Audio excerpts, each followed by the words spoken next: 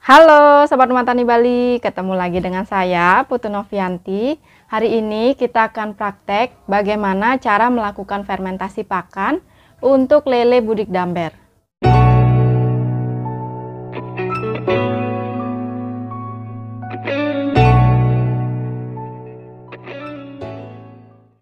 Tapi sebelum lanjut, jangan lupa diklik tulisan subscribe, nyalakan loncengnya, dan aktifkan notifikasi di HP kalian agar kalian tidak ketinggalan update terbaru video kami seputar urban farming. Sebelum pemberian pakan kepada lele, biasanya ada dua jenis perlakuan untuk pakan, yaitu dibibis atau difermentasi. Nah, dibibis dan difermentasi ini berbeda ya teman-teman. Ya, walaupun kelihatannya sama. Tapi di bibis itu hanyalah penambahan cairan, dapat berupa air, campuran probiotik ataupun herbal yang digunakan untuk melunakkan struktur pakan dan mengembangkan pakan sebelum diberikan kepada lele. Sedangkan untuk fermentasi itu adalah pengubahan senyawa organik kompleks menjadi senyawa organik yang lebih sederhana dengan bantuan mikroorganisme dan dalam suasana anaerob atau tidak memerlukan oksigen. Jadi jelas ya perbedaan dari pembibisan dan juga fermentasi. Kalau fermentasi itu harus menggunakan bakteri dan dalam suasana anaerob. Kalau untuk pembibisan itu masih bisa menggunakan air biasa untuk melunakkan struktur pakan. Nah, kalau ditinjau dari segi waktu, tentu juga berbeda untuk pembibisan dan juga fermentasi. Nah, untuk pembibisan, waktu untuk pembibisan itu cukup 15-30 menit saja. Pakan sudah bisa diberikan kepada lele. Seperti jurnal ilmiah yang pernah saya baca, fermentasi minimal dilakukan 4 jam. Tapi dalam jurnal tersebut juga mengungkapkan kalau waktu fermentasi yang bagus itu adalah 1 hari hingga 3 hari. Tapi kalau kami di sini, kami lebih sering memfermentasi selama 1 kali 24 jam. Misalnya, pagi ini kami melakukan fermentasi, lalu diharapkan keesokan harinya pakan sudah siap untuk diberikan kepada lele. Ketika pakan tidak habis dalam 1 hari, pakan ini tetap bisa digunakan. Asalkan kita harus menutup rapat pakan tersebut dan kita harus tetap perhatikan aroma dari pakan itu. Apakah pakan ini masih wangi seperti tape atau tidak? Saran kami, kalian harus mencoba pakan fermentasi yang berhasil dan kalian bandingkan dengan pakan fermentasi yang gagal. Jadi, dengan membandingkan kedua pakan ini, kalian fasih membedakan mana pakan yang berhasil untuk difermentasi, mana yang gagal untuk difermentasi. Jadi dari sini sudah jelas ya perbedaan dari pembibisan dan juga fermentasi. Nah, kalau kalian terbiasa menambahkan herbal ke pakan, jadi kalian juga bisa menambahkan probiotik ke pakan dan diubah menjadi pakan fermentasi. Dan kami tekankan sekali lagi ya, fermentasi ini memerlukan bantuan bakteri dan dalam kondisi anaerob atau tidak memerlukan oksigen. Jadi ketika kita membuat pakan fermentasi, pakan yang sudah kita campur dengan probiotik, kita harus tutup rapat agar memaksimalkan peran bakteri. Dengan melakukan fermentasi pakan, banyak sekali keuntungan yang kita dapatkan, yaitu yang pertama tentu saja pakan lebih hemat. Kemudian, karena adanya pengubahan senyawa organik kompleks menjadi senyawa organik yang lebih sederhana, ini akan membuat pakan lebih mudah diserap oleh tubuh ikan. Selain itu, pakan juga menjadi lebih lembut. Ya, tentu ya, karena dengan pembibisan saja, pakan juga akan menjadi lebih lembut, apalagi difermentasi. Dan dengan difermentasi, tentu terjadi peningkatan nutrisi yang nantinya akan mampu meningkatkan nafsu makan ikan dan akan berujung pada peningkatan daya tahan tubuh ikan. Dan harapan terakhir adalah ketika ikan dipanen, daging ikan akan menjadi lebih padat. Dan ketika kita melakukan fermentasi, tentu kita juga dapat menjaga kualitas air. Nah, itu juga merupakan salah satu hal yang kami lakukan untuk menjaga kualitas air kami di sini. Untuk skala Budik Damber ini, kita tidak perlu repot-repot mencari pakan alternatif untuk pendamping pakan utama. Kalaupun misalnya kalian tidak mau menggunakan pakan alternatif, juga tidak apa-apa.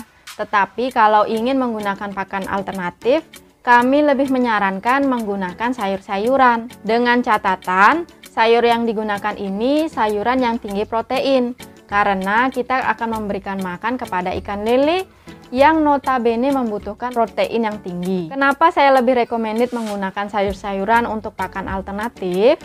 Karena dengan menggunakan pakan alternatif sayur-sayuran, ini juga bisa membantu menjaga kualitas air. Dibandingkan ketika kita memberikan pakan alternatif berupa daging, apalagi daging mentah, ya ruang di dalam ember ini kan terbatas. Tapi kalau misalnya kalian ingin mencoba memberikan daging, apalagi daging mentah, ya silakan. Bagi yang di perkotaan seperti kami, mungkin susah mencari mata lele ataupun azolla, kalian bisa menggunakan daun kelor sebagai pakan alternatif. Karena memang daun kelor ini terkenal memiliki kandungan protein yang tinggi. Dan kalaupun kalian kesusahan mencari daun kelor, kalian masih bisa menggunakan kangkung untuk pakan pendampingnya. Tapi kalau kalian memang tidak mau menggunakan sayur-sayuran sebagai pakan alternatif dan kalian memilih full pellet, itu akan lebih bagus juga. Apalagi peletnya difermentasi. Kalau kami di sini, kami lebih sering menggunakan daun kelor dan juga kangkung untuk pakan alternatif, tetapi lebih sering menggunakan daun kelor. Nah, kandungan protein yang tinggi pada daun kelor itu ada pada daun kelor yang sudah kering. Tetapi keringnya daun kelor ini tidak didapatkan akibat dari menjemur daun kelor di bawah sinar matahari langsung. Jadi, kita bisa mengangin-anginkan daun kelor agar senyawa-senyawa yang berfungsi baik pada daun kelor itu tidak terdegradasi.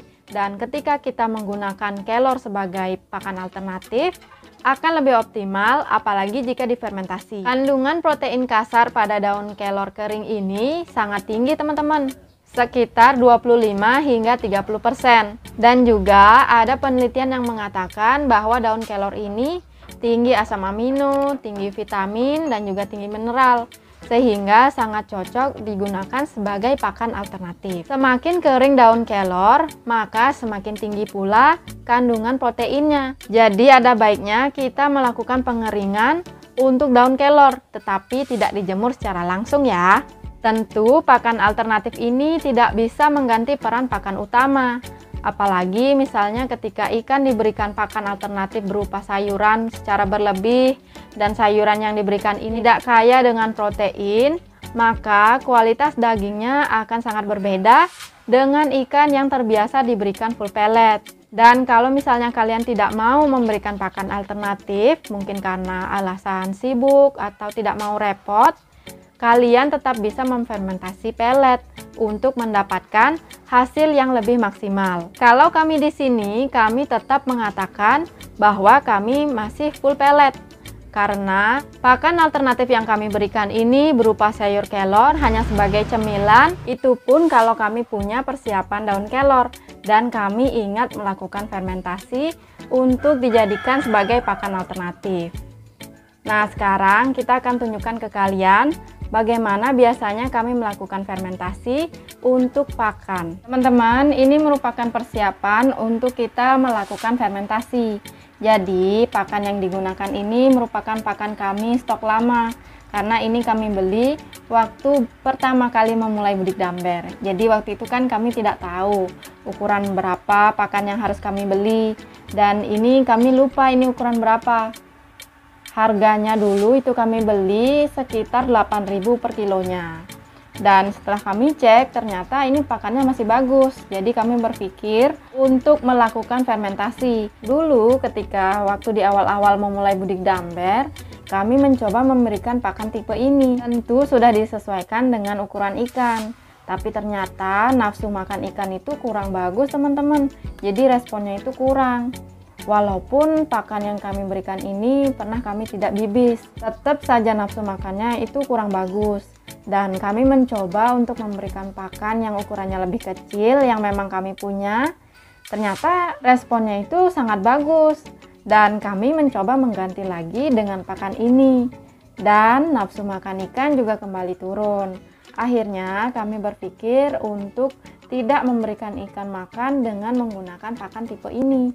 Jadi kami memilih untuk menyimpan pakan ini. Dan kami mencari beberapa referensi bagaimana caranya meningkatkan kualitas pakan agar nafsu makan ikan juga meningkat. Salah satu caranya adalah dengan melakukan fermentasi. Memang sih cara yang paling cepat untuk meningkatkan kualitas pakan dan juga nafsu makan ikan itu adalah dengan cara membeli pakan yang baru, yang ukurannya lebih kecil dan proteinnya lebih tinggi. Tapi ya nggak gitu juga sih teman-teman, karena kami kan masih punya pakan yang kami simpan dengan baik ini. Jadi kami berpikir untuk melakukan fermentasi pada pakan tipe ini. Ternyata beberapa kali kami melakukan fermentasi, respon ikan itu sangat baik teman-teman. Jadi kami tetap melakukan fermentasi dengan menggunakan pakan tipe ini. Tentunya juga dengan tipe pakan yang lain. Yang kalian perlu siapkan sebelum memulai fermentasi adalah tentu saja pakan. Lalu ini ada gula merah. Tapi kalau kalian punya molase, boleh gunakan molase. Tapi kalau kami, karena kami tidak ingin keluar uang lagi, jadi kami memanfaatkan gula merah yang ada di rumah. Dan ini adalah larutan pembibisan yang seperti biasa kami gunakan. Dan ini ada gelas plastik untuk nanti tempatnya fermentasi. Ini ada sendok, terus ada plastik hitam untuk menutup, dan karet sebagai pengikat. Ini juga kita siapkan wadah satu lagi untuk mencampur gula merah dan juga larutan pembibisan. Teman-teman, untuk larutan fermentasi disesuaikan lagi dengan jumlah pakan yang akan kita fermentasi. Dan untuk perbandingan antara larutan pembibisan dan gula merah, kami biasanya menggunakan perbandingan 1:1. Tapi coba kalian cari lagi untuk ritme kalian masing-masing ya. Sekarang kita mulai untuk pembuatan larutannya ya. Jadi ini kita gunakan larutan pembibisannya 5 sendok dan gula merahnya nanti 5 sendok.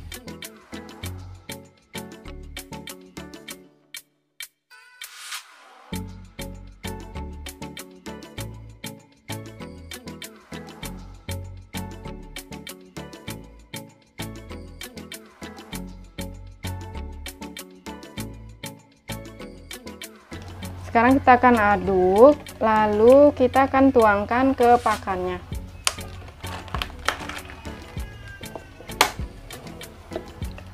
Sudah diaduk, sekarang kita tuang. Sedikit-sedikit saja ya teman-teman. Nah, kita aduk seperti ini. Nah, pelan-pelan begini. Jatuh-jatuh nih. Kalau dirasa larutannya kurang, kita bisa tambahkan lagi.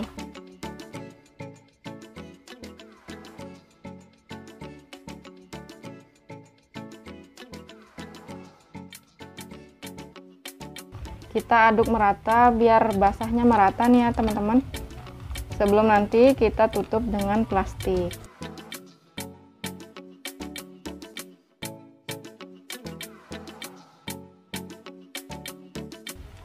Seperti ini teman-teman. Ini jadinya udah dibasahin. Sekarang kita pindahkan ke gelas plastik. Jadi ini langsung ditutup ya, tidak dijemur atau diapakan lagi, tidak. Jadi ini langsung ditutup aja. Biar kita mulai proses fermentasinya.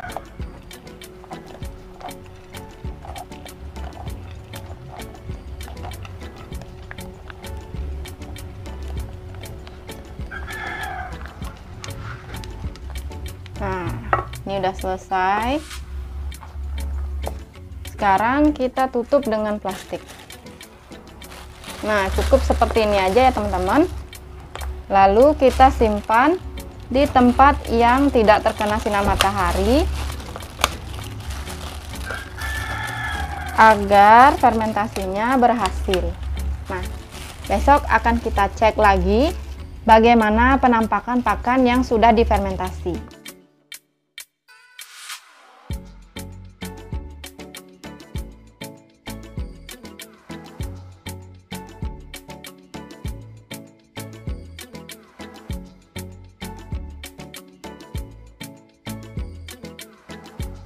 Teman-teman, ini merupakan pakan yang sudah jadi difermentasi 1 kali 24 jam.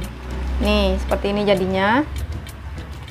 Dan untuk kemarin, karena kita tidak memfermentasi daun kelor, dan ini masih ada yang sisa dari fermentasi 2 hari yang lalu, tapi belum lewat 2 kali 24 jam.